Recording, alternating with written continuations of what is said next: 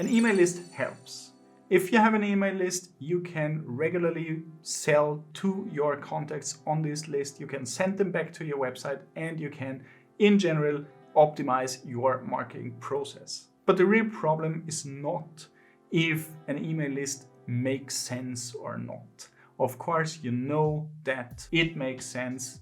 The money is in the list, everybody knows that, and we mean the email list by that. So the question is actually how to build an email list. And today I have 4 tips for you, and I will show you how we grew our list within 1 year to over 100,000 email subscribers. Tip number 1 is create an audit tool or create a quiz. So if you solve a problem, of course, you can give your audience some tool to solve their problem. So if you're in the solar panel industry, you could give your audience a free calculator to calculate their solar panel structures on their own roofs and how much this would cost. If you don't know how to create a calculator like that, move over to Audit-tool Elements and download a calculator there, drop it on your website, and you are good to go. So you don't even need to code for that. So that's the thing number 1. You could also use quizzes for exactly that. Use quizzes to understand the problems of your audience and then send them emails based on the answers they give you in the quiz. It works really, really good. You can take a look on our website. If you want to use our quiz, that's fine. You can use all of our lead magnets there. Just copy them. We have a lot of videos on how to build these lead magnets, so just take a look on the channel. Tip number 2 is create evergreen webinars or create mini courses. I like to use mini courses because I think it works just better than webinars. You can use things like Webinar Jam and people need to sign up to go there, and then they have this time slot where their pre-recorded webinar is running. But I think at least our audience knows already that this is actually not really happening and it's not a real live webinar. So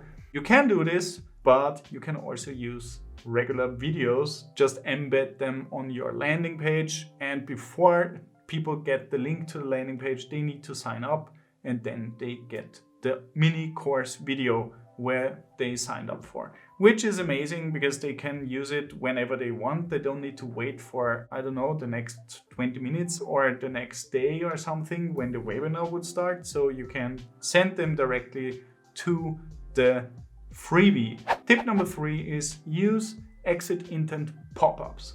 When a person attempts to leave your page, make a pop-up which shows on exit intent and ask them for their email address. If your call to action is strong enough to call them to action, they will give you their email address. The only concern which clients of ours have usually is, I don't want to annoy people on my website with pop-ups. We only say, okay, let's not overdo it. I would suggest using between 1 and 3 maximum, because you don't want to annoy anybody, right? And you want people to find it again. So maybe someone sees the exit intent, leaves the session, comes back 1 day later, wants to sign in, and then the pop-up is not showing anymore. You can use tools which are capable of not showing after conversion. So if you use Managed Smotic, for example, the link is in the description below. If you use this tool, then you don't have to worry about that because it's not showing again after a conversion, which is amazing. Tip number 4 is place inside your blog posts content upgrades, which would mean like download this PDF solving your specific problem, or sign up to this mini course. I will send you 3 emails over the next 3 days showing you what to do each day. It gives more value next to the blog post already, so people are very likely to sign up for content upgrades.